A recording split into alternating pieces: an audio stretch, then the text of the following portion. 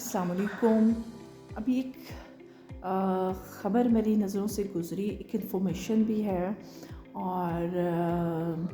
वो है कुछ इस तरह से कि यूएई ने जो रिसेंटली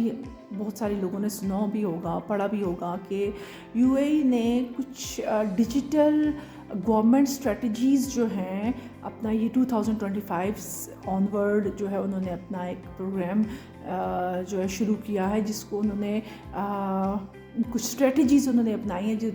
जिसको उन्होंने कहा कि डिजिटल गवर्नमेंट स्ट्रेटजीज़ या उनको पेपरलेस स्ट्रेटजीज़ भी कह सकते हैं। दरअसल में यूएई तो आपको पता ही है कि वो तमाम जितनी भी न्यू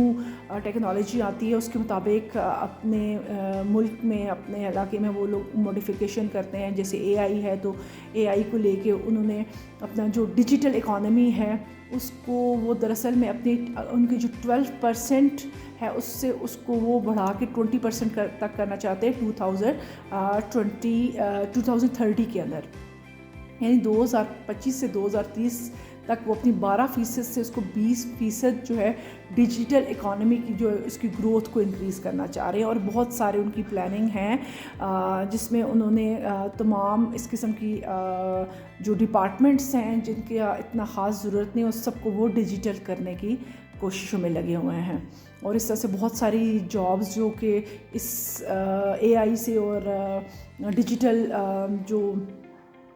आप कह सकते हो जो डिजिटल कोर्सेज़ करने वाले लोग हैं या इस किस्म के, उनके लिए बहुत सारी अपॉर्चुनिटीज़ के दरवाज़े भी खुल चुके हैं। बल्कि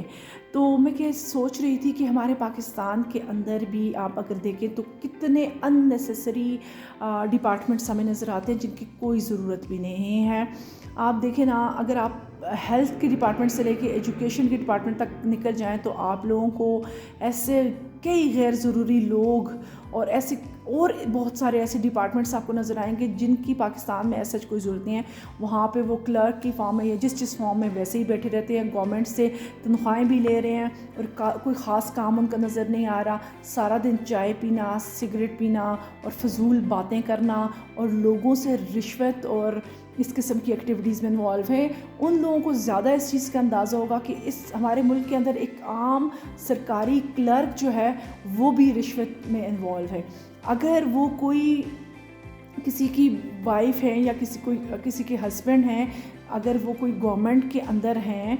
चाहे वो आप हेल्थ की साइड पे आ जाए, चाहे आप एजुकेशन की साइड पे आ जाए, एजुकेशन में भी बहुत ज़्यादा घपला हमें नज़र आता है कि वो लोग एक ट्रांसफ़र करने का भी किसी भी, चाहे आप किसी एक उस्ताद की ट्रांसफ़र का आपको एक केस बता दूं तो उसमें भी वो लोग इस कदर रिश्वत मांगते हैं सिर्फ पेपर को साइन करवाने के लिए और बहुत सारी चीज़ें। तो इस मुल्क की इकोनॉमिकल जो कंडीशन है वो तो पहले ही सबके सामने है, अगर बुरी या अच्छी है, लेकिन गवर्नमेंट ने तो रोना बनाया हुआ है कि इसकी बहुत बुरे हालात हैं। ये वो है, ख़ुद पे गवर्नमेंट बहुत कुछ खर्च कर रही होती है। जो हमारे मिनिस्टर्स हैं उनकी तनख्वाहें देखें, उनके रहन सहन देखें, उनको फैसिलिटीज़ देखें आम मिनिस्टर्स और आम गवर्नमेंट के लोगों को भी आप देख लो तो उनको हर तरह के उनके पेट्रोल से लेके उनकी बिजली और गैस के बिल तक जो है वो गवर्नमेंट पे कर रही होती है, जो कि बहुत ज़्यादा नाइंसाफ़ी की बात है कि आम हम लोगों से टैक्सेस ये लोग वसूल करते हैं और इस सब पे खर्च करते हैं। चलें वो बात तो हम बाद में कभी डिस्कस करेंगे। आज बात जो हो रही है जो डिजिटल गवर्नमेंट स्ट्रेटजीज़ के बारे में, तो मैं कहती हूँ पाकिस्तान के अंदर भी ऐसा होना चाहिए। सुना है कि जो मियाँ जाहिद हैं, चेयरमैन हैं नेशनल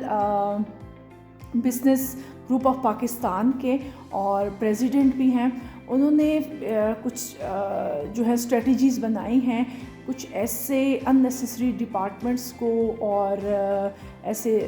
उनको ख़त्म करने की उन्होंने भी कुछ प्लानिंग की है, जो मेरी नज़रों से गुज़रा था। तो मैं कहती हूँ ऐसी स्ट्रेटजीज़ होनी चाहिए। एक तो ये पेपर वाले, इसमें एक तो ये रिश्वत, और अगर डिजिटल हो जाएगा तो बहुत सारी ये चीज़ें लोगों को जो सामना करना पड़ रहा होता है कहीं ना कहीं रिश्वत और ये और वो सारी चीज़ें, तो इससे इन लोगों का भी ख़ात्मा हो जाएगा अगर हमारे मुल्क में। और दूसरी तरफ से आपको पता है कि जो बर्डन है हमारी इकॉनमी के ऊपर वो भी बहुत ज़्यादा रिड्यूस हो जाएगा, कम हो जाएगा। تو ضرور کرنی چاہیے اس قسم کے، اور گورنمنٹ کو سوچنا چاہیے، دیکھنا چاہیے کہ جتنے بھی، اور گورنمنٹ کے اندر کے بھی جتنے لوگ ہیں جن کو وہ اتنی مراحات جو ہیں فضول میں ان کی ویکنسیز ہوتی ہیں، فضول میں ان کو ہائر کیا جاتا ہے، ان کا کوئی کام بھی میں نے کہا نہیں ہوتا. کتنے ایسے ڈپارٹمنٹس ہیں، کتنے جگہوں پہ ہم چاہتے ہیں کہ وہ لوگ سارا دن، میں نے ابھی پہلے بھی بات کی کہ وہ صرف اور صرف سگریٹ پیتے ہیں، چائے پیتے ہیں، گاسپس ہوتی ہیں ان کی، اور بس اس کے علاوہ ان کا کوئی کام ہمیں نظر نہیں آتا. وہی کام ہم آج اس ڈیجیٹل دور میں اپنے ڈیجیٹل جو جتنی بھی ہمارے پاس فیسلٹیز ہیں ان کو یوز کر کے ہم حاصل کر سکتے ہیں. اور یہاں پہ میں آپ کو یہ بھی بتاؤں کہ یہ ابھی پچھلے ہفتے میں ہی، پچھلے ویک میں ایک فیڈرل کیبنٹ جو تھا اس نے ڈیسیژن لیا ہے کہ پاکستان کے جو تقریباً 82 ایسے ڈپارٹمنٹس ہیں جن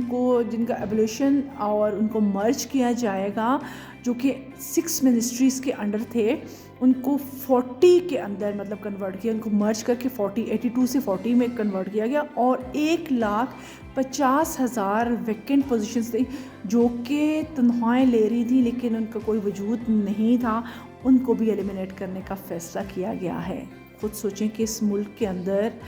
کہ 1,50,000 ایسے پوزیشنز تھیں جو کہ صرف